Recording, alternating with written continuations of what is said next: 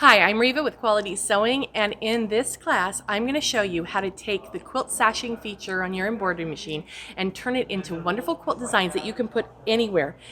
This isn't a complete square, but we're using the elements, so we're going to trick the machine and we're going to use it in a way that will make you happy to be able to put your quilting anywhere. I am excited to share with you how to use your Baby Lock Solaris 2 or your Brother Luminaire 2 to create beautiful quilting automatically.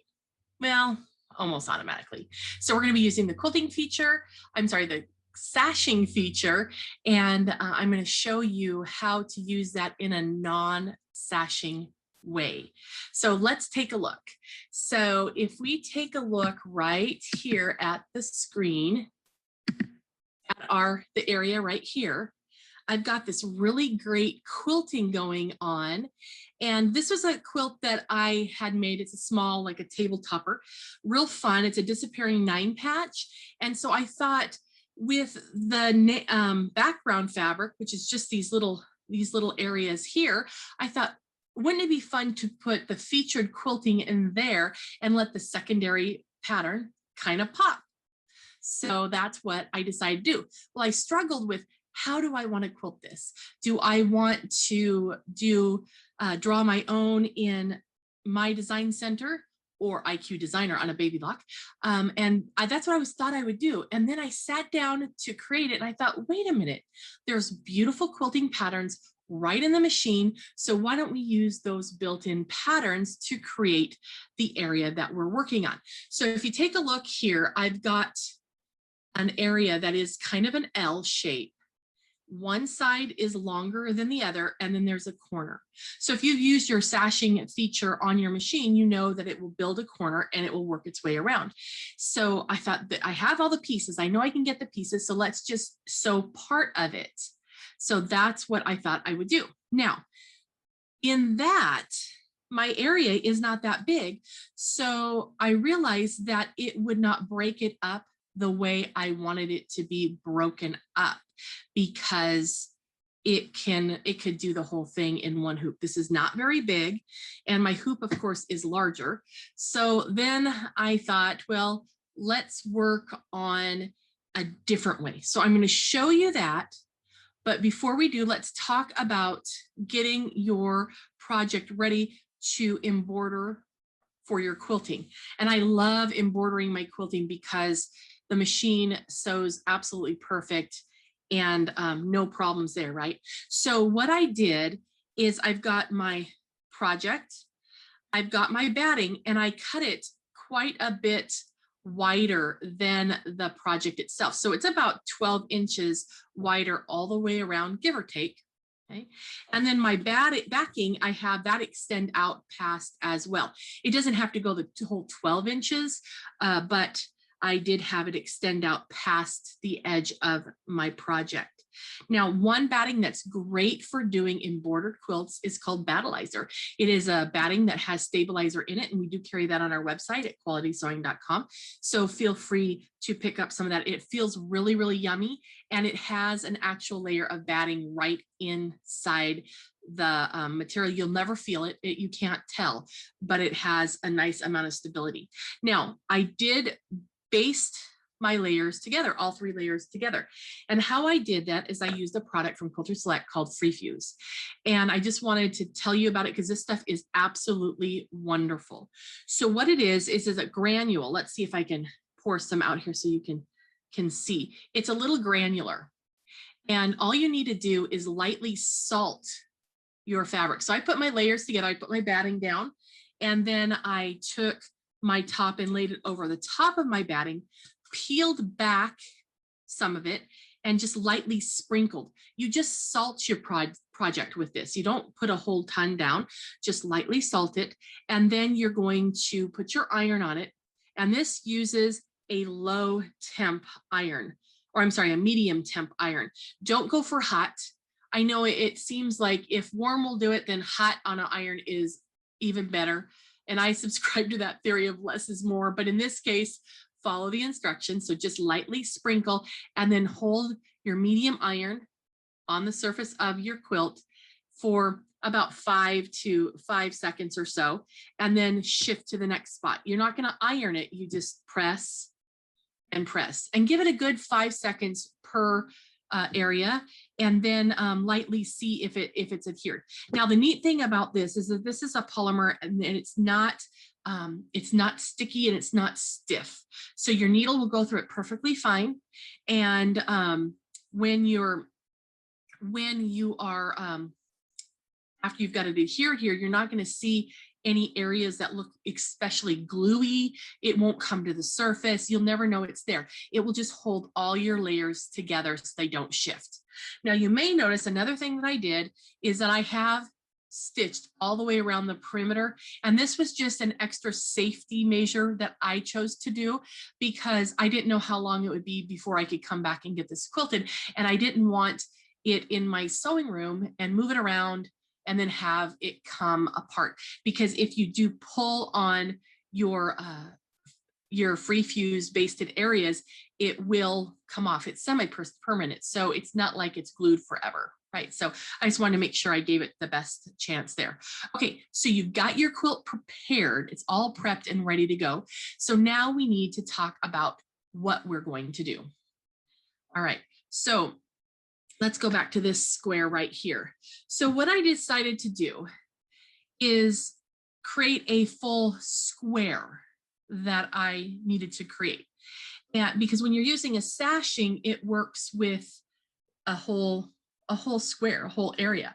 So I chose to let my machine believe that my area went all the way around this whole area, because I knew that I wanted to have a corner unit, a short side, and a long side. So I thought that this rectangle would do it, because there's a corner there, there's a corner there, a corner here, and a corner here. This area is longer than this area. So that I knew would work. Now, let's talk about how you measure for a sashing piece. So what you want to do is you want to measure from one edge to another edge, and that came up to be 6.5 inches. Okay. Oh, do you like my little wolf sticker? This lets me know that this is my ruler that I keep over at my sewing machine area, not at my cutting table. I have duplicates, and this is just how I know that I have them put up in the right spot. Okay, otherwise I lose them, right? Okay, so it's 6.5 inches wide. And then in the height, we have a total of 8.5. Okay, so 6.5 by 8.5. Now, another thing that you're going to want to do is, so we've got the 6.5 by 8.5. We need to know how far you want your design to go. Do you want your design to go all the way to the very, very edge? If so, you're going to tell it it's 6.5 inches wide. I didn't want it to go all the way to the edge. I want to have a 1/4 inch margin. So I want it to be a 1/4 inch there and a 1/4 inch there. And we'll talk about the width of the pattern in a minute. So if I have a 1/4 inch on this side, that means I need to have a 1/4 inch on this side. So my 6.5 now is 6 inches, because I need to remove that margin on either side. And I did the same thing for the top and the bottom. So that means I have 8 inches, not 8.5. Okay, so consider that when you're creating a sashing design, even in the traditional way, not in this odd way we're going to use it today, but you want to know how far in from the edges you want to go. If you want to go all the way to the very edge, to the seam line, great, then just give it the full number. Okay, then the next thing it wants to know, besides the height and the width, is how wide you want your quilting design to be. Well, my area is 2 inches, and I wanted my design to come in a 1/4 inch on either side. So that means that my design is 1.5 inches wide. Okay, so let's go to the machine and take a look at how we're going to make that happen. So let's take a look here. Let's go to our machine. All right, so this is the Brother Luminaire 2, and it's going to look very similar if you're on a Solaris. Now, if you have a Luminaire 1 or a Solaris 1, you're going to have these features as well. So just bear in mind, if you haven't upgraded, you're going to have fewer choices on the type of quilting patterns that you have available. Okay, so I'm going to go to My Design Center. If you're on a Baby Lock, then you go to IQ Designer.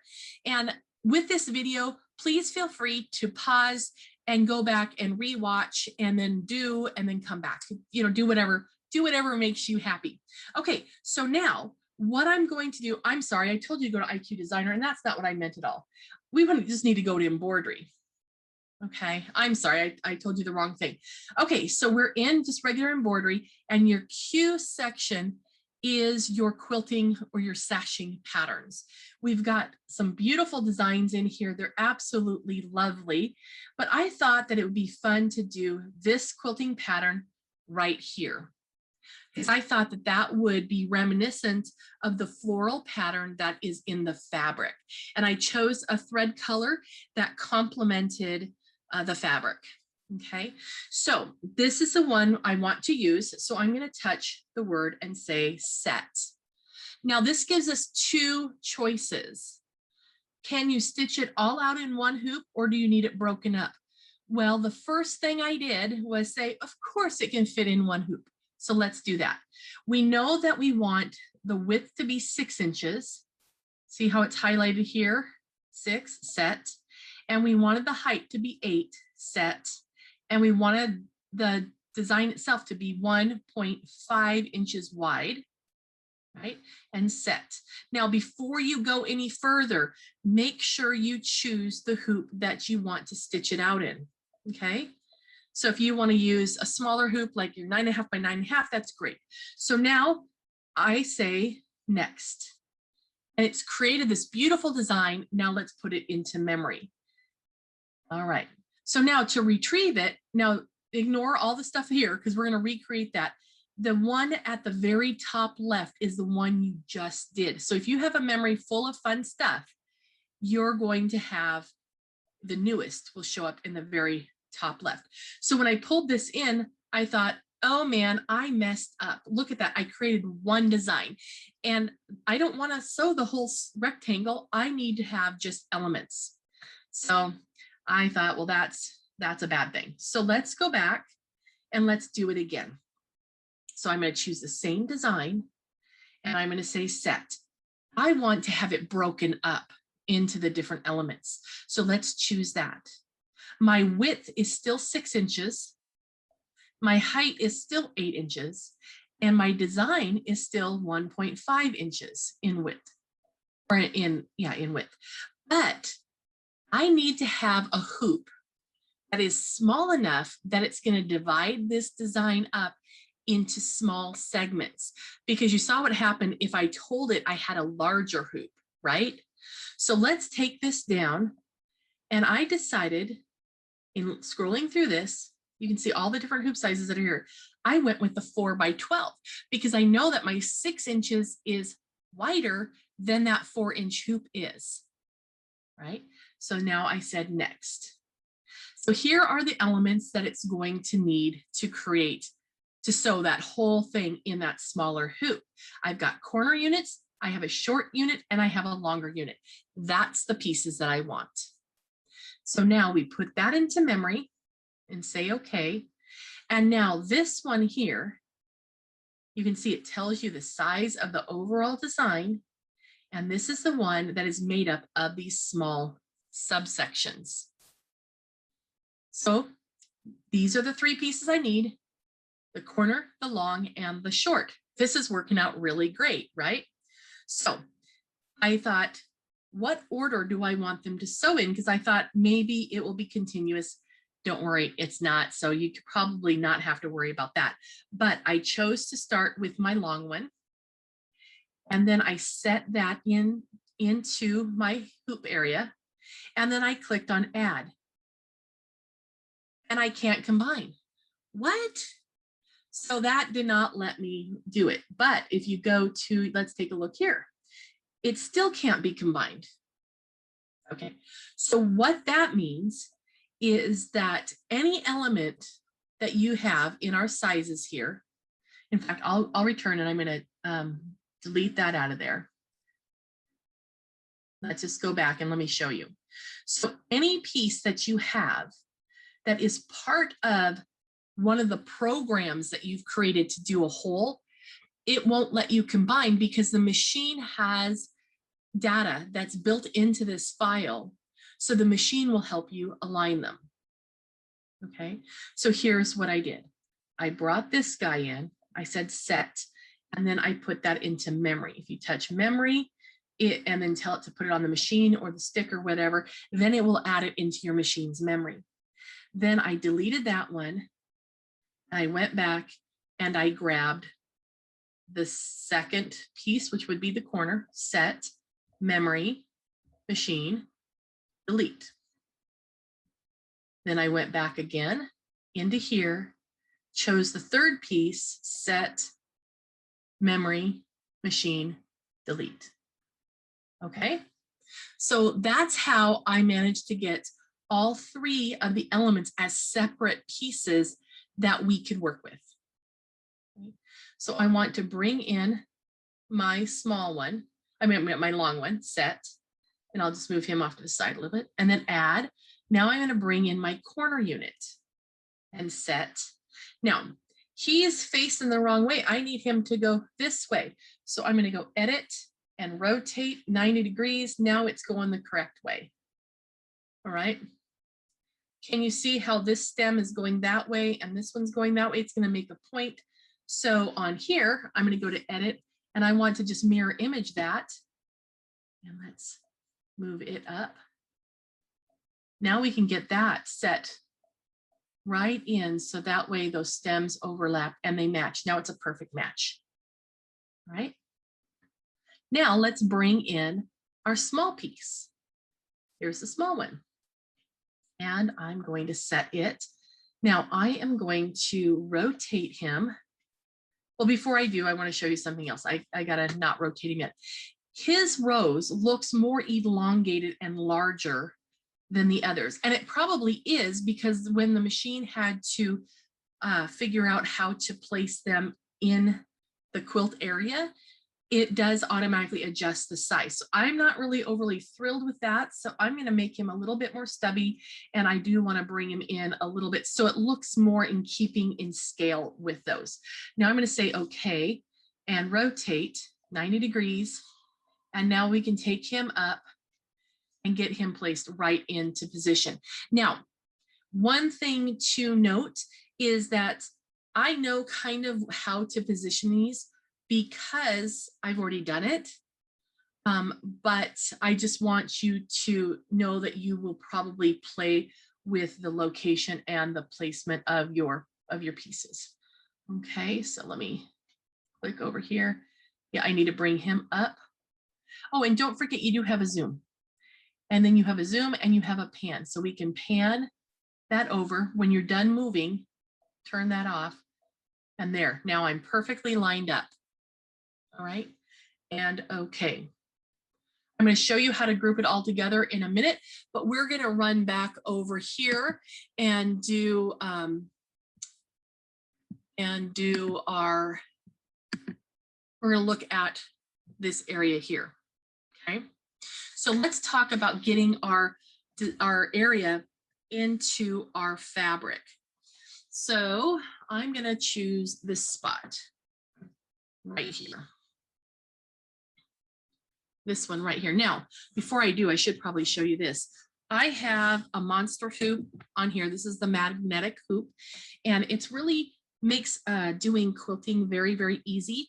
The one thing you want to remember when you're using any type of hoop like this, whether it be for sticky stabilizer or you're doing a magnetic hoop, you want to be careful not to manhandle your fabric, because if you do, then you're going to adjust the fabric, and that will not make you happy. Okay, I can feel the edge of the hoop right here, and I can feel that I'm relatively straight. I don't need to be perfectly straight because we're going to be using the camera on the machine, so it will have it has the capability to let us easily straighten him out. Okay, so I'm going to slip our hoop in here. and get underneath a foot, and then I'm going to raise it up because what I want to do is feel the corner, and I'm feeling the corner right down here of where the corner is of the hoop, and I'm going to place the edge so I can feel the corner. I can feel that the hoop is aligned with that. Then I can lower it down, and then it's really nice and smooth. Okay. And if you try to put it all down at one time, you're probably going to get bubbles and things like that. Now my area is all the way over here. So we're going to have to see if I need to adjust the hoop. Okay, so back on our screen over here, we're going to come over here. I'm going to bring this back down to 100%. And let's go ahead and use our scanning feature to scan the background of the fabric. And the machine is moving the hoop, and you can probably see that in the small window there, but it's scanning the machine with a built-in camera, which is so cool. And then it's going to display it right here on the screen for us, which is really awesome. Okay, so there we go.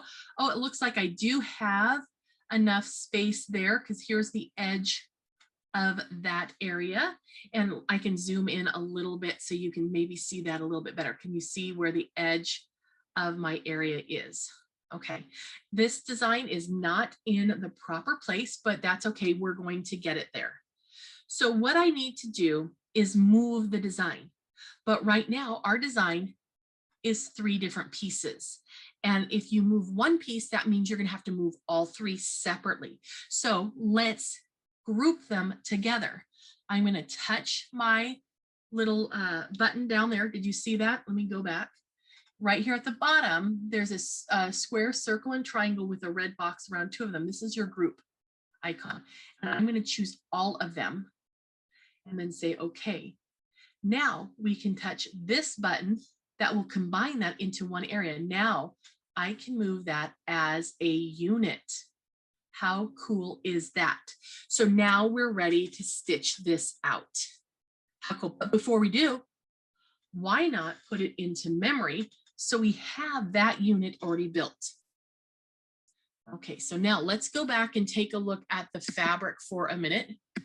So over here, you see that this is the one we're working with right here. But look, here's another one right here. It's not just rotated, it's actually flipped over as well. So you're going to want to have a couple, you're going to have you need at least 2 of these designs saved. And I actually did 4 because I have them horizontal and vertical on a left facing and a right facing little L. But I'll show you that in a minute. But let me show you how to stitch this out. We already have our design up. I touch embroidery to get into the embroidery section. Now, let me switch back real quick because I forgot to show you one more thing. This is one thing you're going to really want to do. When you're ready to sew, because let me go back one, I had touched embroidery. So now we're ready to sew out. Under layout, you have this spool right here. That is your monochromatic feature. So I am now in monochrome, which means it will not stop between the different designs. If I hadn't have touched that, let's go back.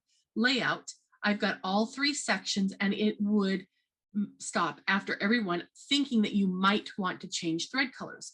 If we turn on the monochrome, look at the layout, it's all grayed out. That means it's going to stitch continuously without stopping. And that is very, very useful. So let's come over here. We're ready to go. We have it in the hoop. We've placed it using the camera. So let's just stitch this out. Now these designs go very quickly. So you're going to be able to get a project done in a relatively short amount of time. So put on Netflix or a video or listen to a book and just enjoy the process of creating your quilting, but using the machine to do it. This is so much easier than trying to free motion any type of quilting. It's also a great way to lie to your machine and use the sashing feature to create non-sashing quilting. So this is really fun. So now you notice it stitched there. It's going to come up and do the next pattern. And since we lined it up on the screen, it's going to line up perfectly right here on the fabric as well. I can't think of anything better there. That's pretty cool, right? Now, when you're stitching these and you get to one that's over on the edge of your quilt, you're going to want to be careful and maybe favor a little closer in so you have enough space here that when you put your binding on, it won't overlap the stitches. Now I did that on this one, but the one up here, I'm a little close here. So I'm going to have to be careful when I put my binding on. So if I had scooted it over a little bit into the quilt, then I wouldn't have that issue. So now we have this beautiful piece that's been quilted. Let's take a look at it. And I don't ever take my magnet off. I just kind of lay it on the top of the machine so it stays there for me. But there's that perfect quilting. Let's take a look at a different one. So next to it here, I've got the same L, but it's rotated over. Okay, I'm going to find my corner, place that on the corner, and then lay it down. It's nice and flat.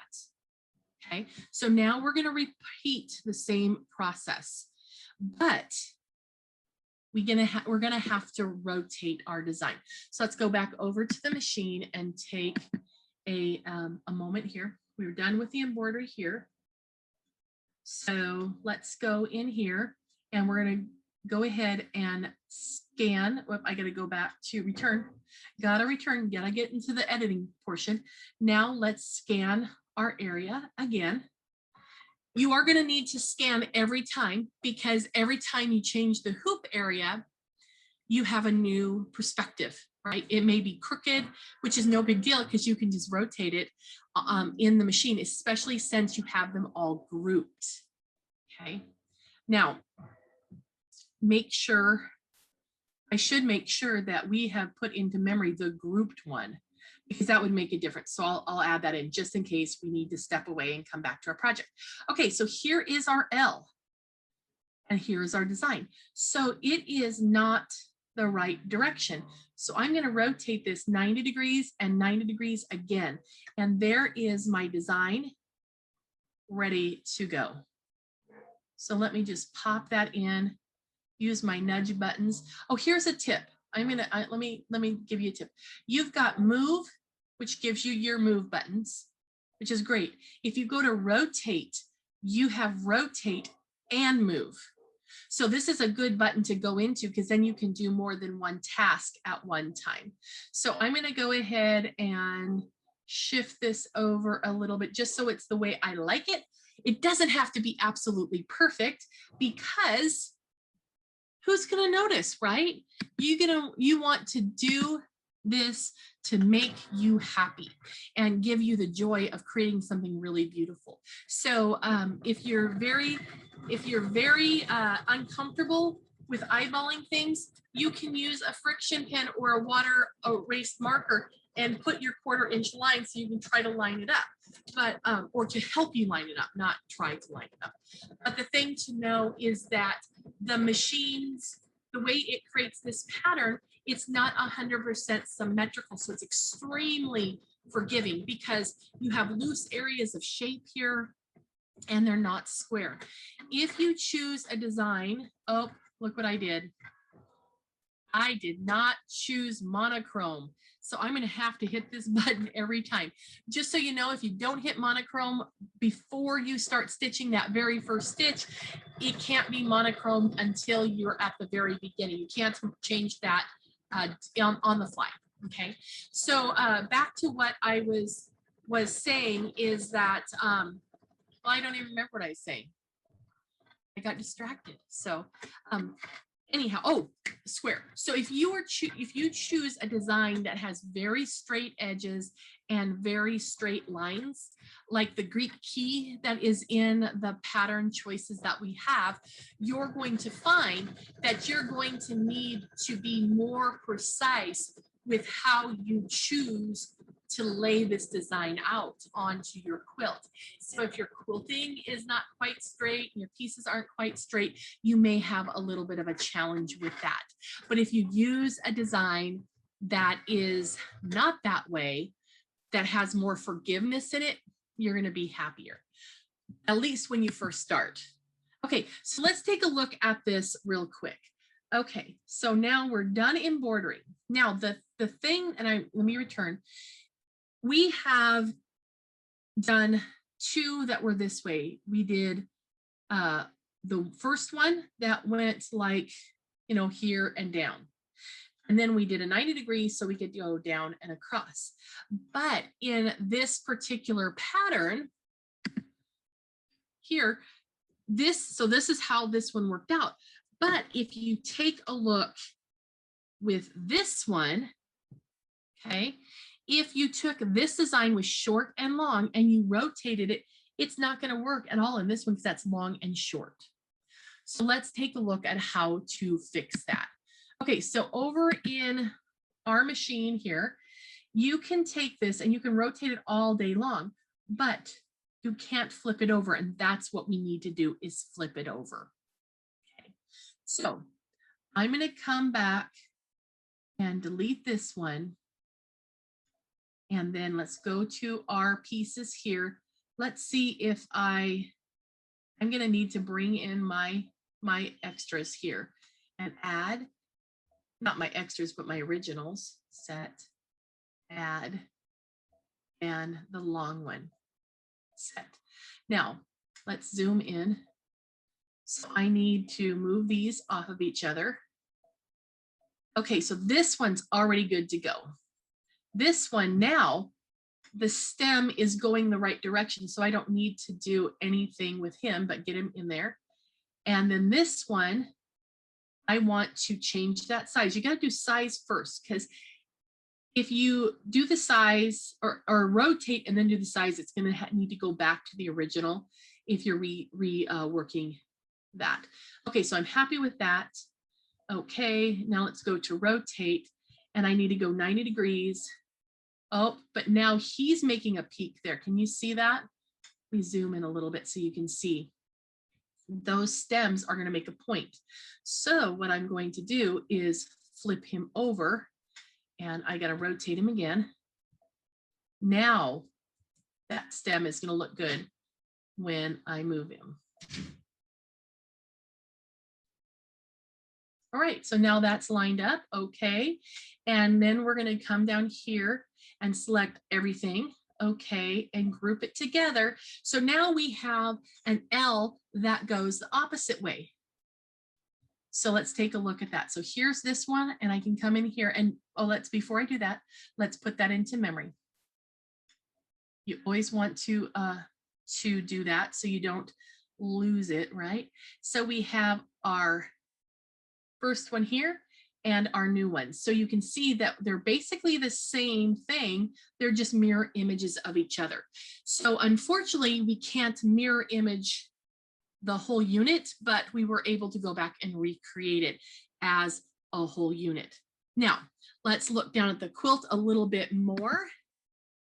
Okay, so let's take a look at this. I'm going to take the hoop off, and I want to kind of point something out for expediency. All right, so we have this one we just did, right? And it's a backwards L. So in this particular pattern, if I look to the left, that doesn't work because there's my end of my project. It's a small project. But if I go the opposite way in this same line, I'm going to find a repeat of this particular shape. So this is not a big project.